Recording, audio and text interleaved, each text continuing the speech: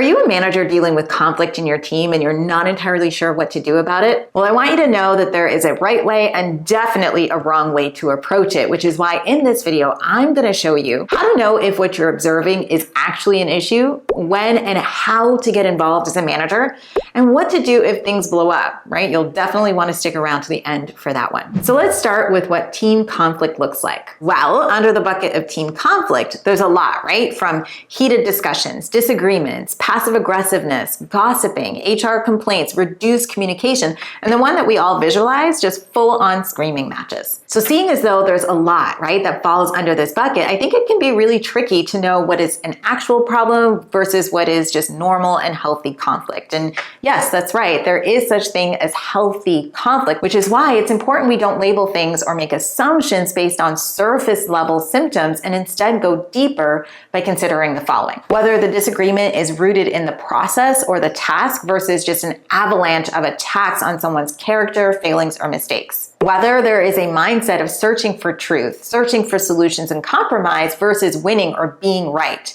Whether the disagreement is done with respect and empathy versus passive-aggressive communication, snide remarks, and blaming. Now, being able to accurately assess those factors does take some skill and experience. And if you're newer to management, it can be helpful to seek an outside perspective, right? Maybe a trusted mentor, a colleague, or even a professional coach. In fact, that's exactly what I do within our program, NMA, where I'm able to help my students identify potential biases through a series of questions, right? Help them assess impact, explore options, and then role play an approach that creates a more positive and productive environment. So if that's something you want help with, definitely check out the details of NMA below. Okay, so let's say you've identified that there is an issue and that what you're seeing is unhealthy, and as a manager, is it your place to get involved? Well, the short answer is yes, you need to get involved, but there's a right way to do this, which will all depend on the situation. So let's say there are two team members on your team in conflict and one of the team members approaches you.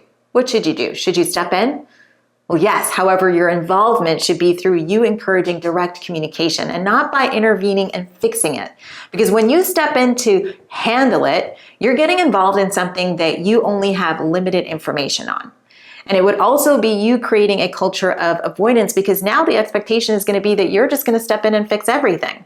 And honestly, you swooping in to fix the problem is you just saying like, you don't trust that team member to handle things on their own. So if Sam comes to you and says, well, I have a problem with Molly, after listening, you would want to ask, well, have you discussed this with Molly? And then help Sam in his endeavor to solve the issue. Okay, so next example is, let's say you're sitting in a team meeting and it's obvious that two people on your team have an issue with one another. Should you intervene? Well, the answer is yes. You want to intervene in that moment and stop it before it continues. And then afterwards, you'll need to reach out to both of those team members.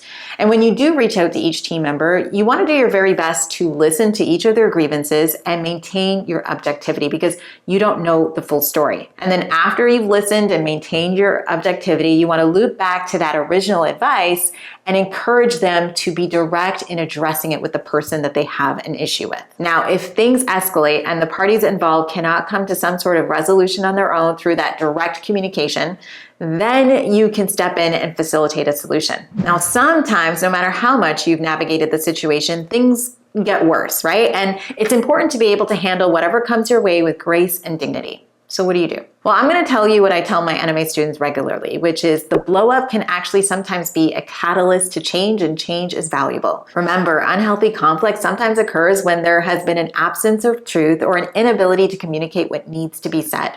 So the blow up can sometimes be like the first step in uncovering what needs to be handled. Now, I want to be clear that a blow up should never be the goal, which is why I encourage you to proactively address things by encouraging team members to speak to one another directly and stepping in when the time is right. However, if it does happen that things do get to blow up, it can highlight the underlying issues that have been either ignored or minimized, which gives you now the ability to deal with things head on rather than sweeping it under the rug. So don't be afraid of it. Sometimes it's the best thing that could have happened when proactive measures were taken and it wasn't coming to a head. But as much as it's absolutely your responsibility to get involved when things like this inevitably come up, this sense of responsibility can also go far too far.